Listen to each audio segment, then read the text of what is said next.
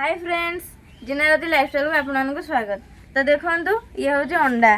तो आपण मैंने तो अंडारे बहुत रेसिपी बनई किंतु आम आज अंडारे गोटे नुआ रेसिपी बनवा। वीडियो लास्ट पर्यंत कंटिन्यू करूँ। कंटिन्यू कले जापर आम अंडारे कौन नुआ रेसिपी बनाऊे केमती बनाऊे। चैनल न सब्सक्राइब करेंगे, वीडियो भल लगे लाइक करेंगे, बहुत मात्रा में शेयर करेंगे। एबे चलते रेसिपी स्टार्ट करवा। गैस चूल्हा लगे कड़े बसई कड़े पानी दे देती। पानी अंडा पकेवा।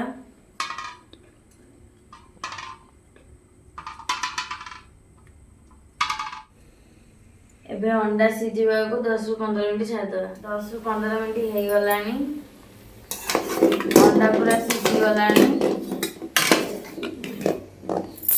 एबे तल को ले दवा। एबे अंडा रो चोपा छड़े दवा।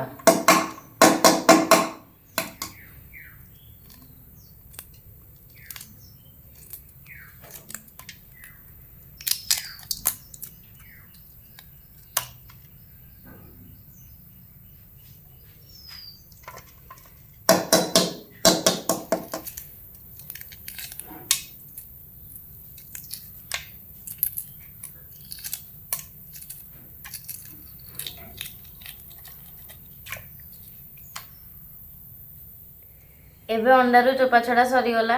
देखु ये हूँ अंडा कटर। यही अंडा कटर साइड में अंडा काटिवा।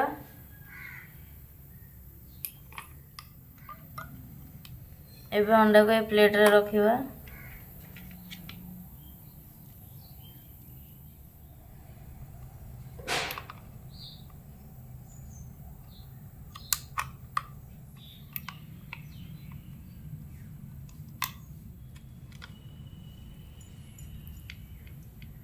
एबे अंडा कटा सरीगला।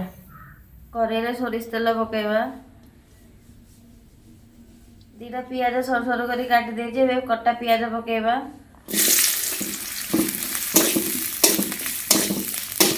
मसला पाई गोटे पियाज को सर सर कर काटी देजी। अदा अल्प चोपा छड़े काटी देजी। रसुण अल्प चोपा छड़े नहीं। गोटा जीरा अल्प नहीं। गोटा धनिया अल्प नहीं और सुखिला लंका गोटे नहीं। एबे ग्राइंडिंग जार दे दवा।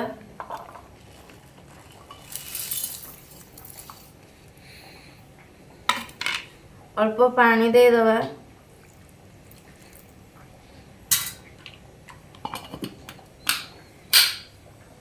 एबे ग्राइंडिंग कर दवा। एबे ग्राइंडिंग करके आनिले हरी कड़े सोरिष तेल पकेवा। दीटा पियाज सर सर कर काटी देजे। कटा पियाज पकेवा। पियाज पाची पाची गलानी। एबे बटा मसला पकेवा।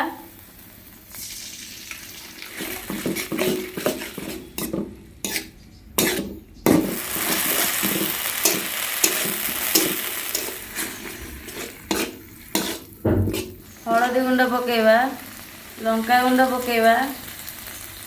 चिकेन मसला पकेवा। स्वाद अनुसार लुण पकेवा। एबे मसला कषी हो गलानी। अल्प पानी दे दवा।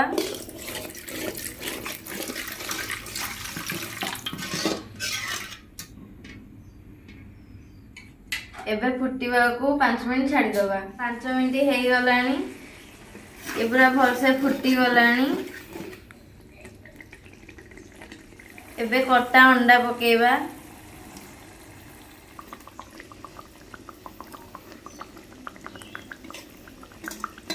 एबे ये हेई गलानी। ताको प्लेट को काढ़ी दवा।